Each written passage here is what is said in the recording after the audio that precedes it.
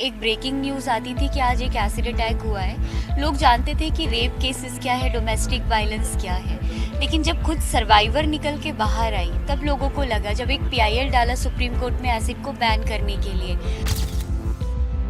2013 ਤੋਂ ਬਾਅਦ ਵਿੱਚ ਜਦੋਂ ਐਨਸੀਆਰਬੀ ਨੇ ਡੇਟਾ ਰਿਕਾਰਡ ਸ਼ੁਰੂ ਕਰਨਾ ਕੀਤਾ 66 ਕੇਸਿਸ ਸੀਗੇ। ਹੁਣ 2018 ਦੇ ਵਿੱਚ ਐਨਸੀਆਰਬੀ ਦਾ ਡੇਟਾ ਆਉਂਦਾ ਹੈ 250 ਦੇ ਕਰੀਬ ਕੇਸਿਸ ਨੇ।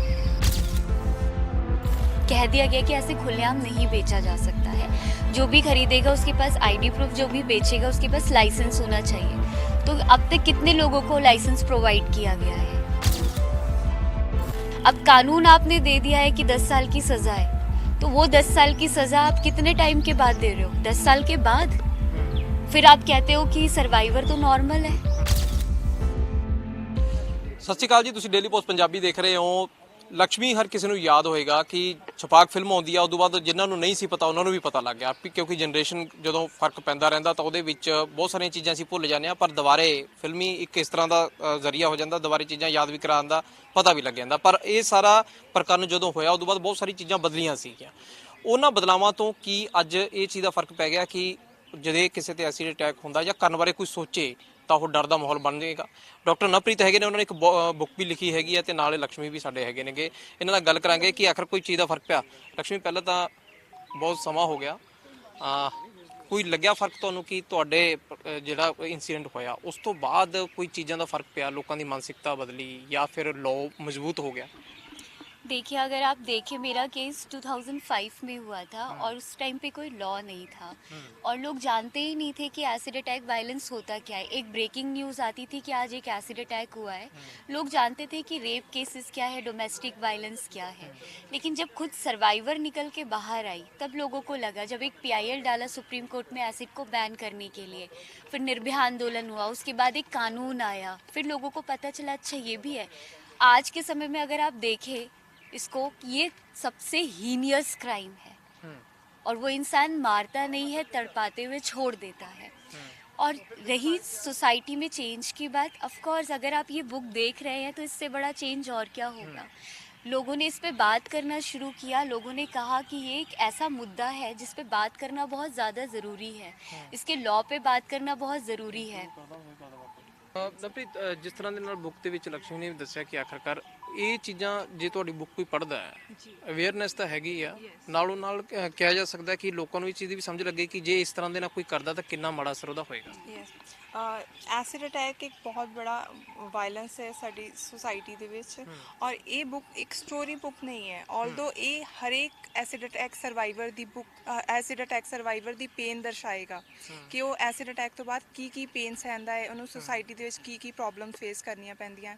ਪਰ ਕਿਤੇ ਨਾ ਕਿਤੇ ਜਦੋਂ ਇੱਕ ਐਸਿਡ ਅਟੈਕ ਹੁੰਦਾ ਹੈ ਉਸ ਤੋਂ ਬਾਅਦ ਉਹ ਆਪਣੇ ਆਪ ਨੂੰ ਇਕੱਲਿਆਂ ਫੀਲ ਕਰਦੀਆਂ ਅਤੇ ਉਹਨਾਂ ਨੂੰ ਇਹ ਇੱਕ ਕੰਪੈਕਟ ਬੁੱਕ ਹੋਏਗੀ ਜਿਸ ਦੇ ਥਰੂ ਉਹ ਆਪਣੇ ਵਰਗੀਆਂ ਹੋਰ ਐਸਿਡ ਅਟੈਕ ਸਰਵਾਈਵਰਸ ਬਾਰੇ ਜਾਣ ਪਾਉਣਗੀਆਂ, ਉਹਨਾਂ ਦੇ ਕੀ ਰਾਈਟਸ ਨੇ, ਕੀ ਮੈਡੀਕਲ ਏਡ ਹੋਣੀ ਚਾਹੀਦੀ ਹੈ ਔਰ ਲਾਅ ਸਟੂਡੈਂਟ ਜੋ ਲੀਗਲ ਐਕਸਪਰਟਸ ਨੇ ਜਾਂ ਮੈਡੀਕਲ ਐਕਸਪਰਟਸ ਇੱਕ ਐਸਿਡ ਅਟੈਕ ਸਰਵਾਈਵਰ ਦੀ ਕਿਵੇਂ ਸਪੋਰਟ ਕਰ ਸਕਦੇ ਨੇ, ਇੱਕ ਕਾਮਨ ਮੈਨ ਐਸਿਡ ਅਟੈਕ ਸਰਵਾਈਵਰ ਦੀ ਕਿਵੇਂ ਸਪੋਰਟ ਕਰ ਸਕਦਾ ਹੈ, ਇਸ ਬੁੱਕ ਦੇ ਥਰੂ ਉਹਨਾਂ ਨੂੰ ਪਤਾ ਚੱਲੇਗਾ। ਪਰ ਤੁਸੀਂ ਸਮਝਦੇ ਹੋ ਕਿ ਲਾਅ ਇੰਨਾ ਮਜ਼ਬੂਤ ਹੋ ਗਿਆ ਕਿ ਲੋਕਾਂ ਦੇ ਵਿੱਚ, ਕਿਉਂਕਿ ਉਸ ਤੋਂ ਬਾਅਦ ਵੀ ਕਈ ਇਸ ਤਰ੍ਹਾਂ ਦੀਆਂ ਖਬਰਾਂ ਆਈਆਂ ਨੇਗੀਆਂ, ਰੁਕੀਆਂ ਨਹੀਂ ਹੈਗੀਆਂ, ਘਟ ਗਈਆਂ ਹੁਣ ਬੇਸ਼ੱਕ ਪਰ ਰੁਕੀਆਂ ਨਹੀਂ।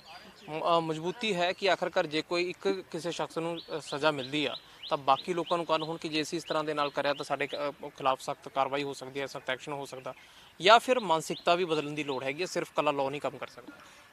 ਬਿਲਕੁਲ ਸਹੀ ਕਿਹਾ ਤੁਸੀਂ। ਐਸਿਡ ਅਟੈਕ ਦੀ ਵਿੱਚ ਮਾਨਸਿਕਤਾ ਬਦਲਣ ਦੀ ਬਹੁਤ ਜ਼ਰੂਰਤ ਹੈ। ਦੇਖੋ, ਲਾਅ ਬਣ ਗਿਆ 2013 ਦੇ ਵਿੱਚ।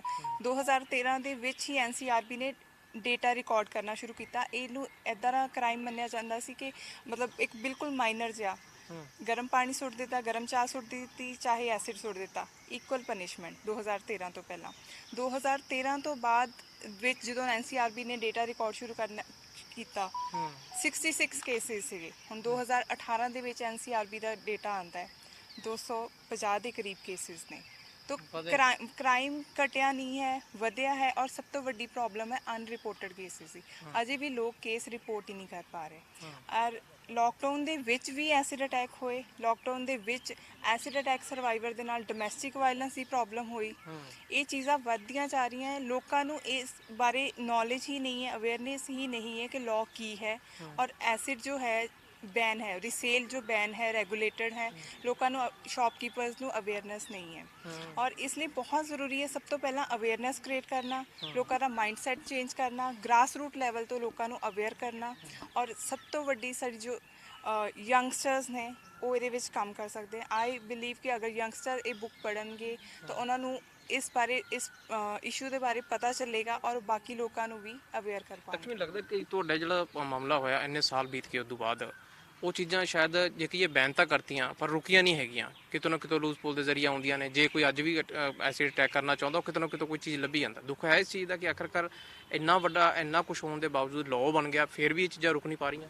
बिल्कुल नहीं रुक रही है, क्योंकि लॉ बनने के बाद उसमें कितना इम्प्लीमेंट है कि लॉ बन जाते हैं। एवरीडे हमारे पास लॉ की लाइनें लगी होती है कि आज ये लॉ आया है, आज ये कानून बना है।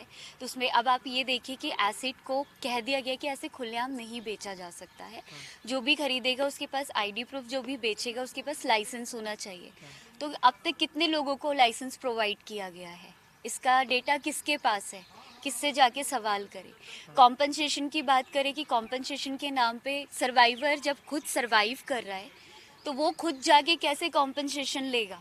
ऐसी बहुत सारी प्रॉब्लम को फेस करना पड़ता है। इसके अलावा अब कानून आपने दे दिया है कि 10 साल की सज़ा है, तो वो 10 साल की सज़ा आप कितने टाइम के बाद दे रहे हो? 10 साल के बाद। फिर आप कहते हो कि सर्वाइवर तो नॉर्मल है। अब वो 10 साल वेट थोड़ी ना करेगा पनिशमेंट के लिए, वो तो ट्रीटमेंट करवाएगा। तो कहीं ना कहीं बहुत दुख है कि बहुत स्लो है कानून। अगर आ भी जाता है तो उस पर कोई इम्प्लीमेंट नहीं होता है। सोसाइटी के अपने रवैये हैं, वो सोसाइटी अपने तरीके से चलती है। तो यही चीज़ है जो लोगों की सोच में हम लोग यही कर रहे हैं, अवेयरनेस जो सबसे इम्पॉर्टेंट चीज़ है कि हम लोगों को अवेयर कर रहे हैं ताकि लोगों की जो सोच में जो मेंटालिटी मतलब ऐसी है कि तेज़ाबी सोच, उसको निकालने की ज़रूरत है। इवन इसके अलावा जो सर्वाइवर जो सर्वाइव कर रहा है, आप पनिशमेंट के लिए तो बहुत लंबे लंबे समय लेते हो, लेकिन उस सर्वाइवर का क्या, वो क्या कर रहा है? किसी ने कभी कानूनी तौर पे या किसी ने, पुलिस वाले भी उठाते जाके एडमिट करा देते, उनका वहीं पे काम खत्म हो जाता है। बस ਸਰਵਾਈਵਰ ਵਾਸਤੇ ਜੇ ਕਹੀਏ ਸਭ ਤੋਂ ਵੱਡੀ ਪਰੇਸ਼ਾਨੀ ਹੈ ਕਿ हाँ, ਆਖਰਕਾਰ उनकी ਦੂਸਰੇ लाइफ, ਨੂੰ हाँ उनकी लाइफ में क्या हो रहा है, उनकी रिहैबिलिटेशन के लिए कोई क्या कर रहा है। तो यही चीज़ें हैं कि हम लोग बता रहे हैं कि भाई रिहैबिलिटेशन भी कितना इम्पोर्टेंट है किसी की लाइफ को चेंज करने के लिए। क्योंकि क्रिमिनल जो माइंड है वो तो यही सोच रहा है ना कि मुझे तो बस सज़ा क्या ही हुई है, बस वो निकल के आ जाता है। और सर्वाइवर सर्वाइव कर रही होती है अपनी लाइफ में, ना जॉब मिलती है, मोस्टली केसेस बहुत छोटे एज में होता है, ना वो अपनी स्टडी कंप्लीट कर पाती है, कई लोगों की तो आंखें चली जाती है। तो क्या, तो यही चीज़ है कि कानूनी तौर पे गवर्नमेंट के तौर पे कहीं ना कहीं वो सपोर्ट है ही नहीं। यानी कि आज भी स्थिति वहीं की वहीं खड़ी है कि आखिरकार लॉ बना दिया, लॉ बना के छोड़ दिया, लेकिन उसको पीछे अगर कहें कि जिस पर इसमें हम अटैक हुआ अच्छी या बात एक चीज़ कहेंगे जो पॉजिटिविटी ये है कि सर्वाइवर खुद अपनी बात को रख रही है। पहले लड़कियां फेस कवर करके चलती थी, बात नहीं करती थी।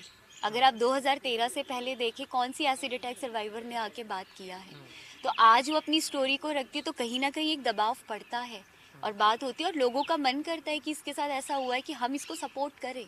तो कहीं ना कहीं ये पॉजिटिविटी है कि आज लड़कियां ये नहीं कह रही कि हम गैस से जले, चूल्हे से जले या तेल से जले। सामाजिक नजरिया बदला है कि जिस तरह से कई और लड़कियों पे जिस अटैक हो गया, बाद में सामाजिक नजरिया ये भी देखने को मिलता है कि जिसने किया वो तो ठीक है, सजा भुगतेगा ना भुगतेगा वो बाद की बात रही, लेकिन जिसके साथ हो गया आसपास के आस पड़ोस के लोग हों, उसके कहीं वो जॉब कर रही है, जॉब दोबारा करे ना करे, लेकिन जो बातें उठनी शुरू हो जाती हैं वो चीज़ें बदली हैं कहीं ना कहीं। बिल्कुल, जब भी कोई अटैक होता है तो हम लोग सबसे पहले वहाँ पे पहुँचते हैं, उसकी काउंसलिंग करते हैं, उसके साथ साथ उसके परिवार की भी काउंसलिंग बहुत ज़रूरी है। क्योंकि कहीं ना कहीं वो समाज किससे है, आपसे, मुझसे, हम सबसे। तो हमें अपने समाज को कैसे चेंज करना है, पहले उस सर्वाइवर की काउंसलिंग करके उस परिवार की सोच को बदलना होगा। तो कहीं ना कहीं वो सोच जो चेंज होगी तो कहीं ना कहीं वो लड़की रिहैबिलिटेट होगी, समाज को एक तरीके से जवाब देना। मुझे भी बहुत सारे लोग आज भी रोकते हैं, मुझे लोग कई कामों के लिए, कई चीज़ों के लिए रोकते हैं, तो वो मेरे को पता है कि मुझे कैसे उनको डील करना है। तो वही चीज़ें हैं कि हम समाज को हम भी क्या दे रहे हैं, और उनको क्या बता रहे हैं कि समाज मुझसे आपसे हम सबसे है। ਬਿਲਕੁਲ ਕਿਹਾ ਜਾ ਸਕਦਾ ਕਿ ਜਿਸ ਤਰ੍ਹਾਂ ਦੇ ਨਾਲ ਜੇ ਕਹੀਏ ਲక్ష్ਮੀ ਵਾਲਾ ਇਨਸੀਡੈਂਟ ਸਭ ਨੂੰ ਪਤਾ, ਉਸ ਤੋਂ ਬਾਅਦ ਲੋਕਾਂ ਨੇ ਬਹੁਤ ਸਾਰੇ ਤਰ੍ਹਾਂ ਦੀਆਂ ਗੱਲਾਂ ਵੀ ਕੀਤੀਆਂ, ਜੇ ਕਿਹਾ ਜਾਵੇ ਸਮਾਜਿਕ ਨਜ਼ਰੀਆ ਬਦਲਣ ਦੀ ਗੱਲ ਕਰੀ, ਲక్ష్ਮੀ ਨਾਲ ਸਹਾਨੁਭੂਤੀ ਵੀ ਜਤਾਈ, ਪਰ ਦੇਖਿਆ ਜਾਵੇ ਕਿ ਅੱਜ ਵੀ ਕਿਤੇ ਨਾ ਕਿਤੇ ਉਹ ਨਿਰਾਸ਼ ਨਜ਼ਰ ਆਉਂਦੀ ਆ ਕਿ ਆਖਰ ਸਮਾਜਿਕ ਤੌਰ ਤੇ ਨਜ਼ਰੀਆ ਤਾਂ ਬਦਲਣ ਦੀ ਲੋੜ ਹੈਗੀ ਆ, ਨਾਲੋਂ ਨਾਲ ਅਪਰਾਧਿਕ ਜਿਹੜੇ ਪ੍ਰਵਰਤੀ ਦੇ ਲੋਕ ਨੇ ਸਖਤ ਕਾਰਵਾਈ ਉਹਨਾਂ ਤੇ ਘੱਟ ਸਮੇਂ ਦੇ ਵਿੱਚ ਹੋਵੇ, ਇਹਦੀ ਹਜੇ ਵੀ ਸ਼ਾਇਦ ਲੋੜ ਹੈਗੀ ਆ, ਕਿਉਂਕਿ ਐਸਿਡ ਅਟੈਕ ਬੰਦ ਨਹੀਂ ਹੋਏ ਹੈਗੇ, ਉਹ ਕਿਤੇ ਨਾ ਕਿਤੇ ਵਧੇ ਨੇ ਘਟੇ ਨੇ, ਬਟ ਜੇ ਕਹੀਏ ਐਸਿਡ ਦੀ ਗੱਲ ਤਾਂ ਲక్ష్ਮੀ ਉਹ ਤੋਂ ਵੀ ਕਿਤੇ ਨਾ ਕਿਤੇ ਪ੍ਰਭਾਵਿਤ ਨਜ਼ਰ ਆਉਂਦੀ ਹੈ ਕਿ ਆਖਰਕਾਰ ਐਸਿਡ ਹੀ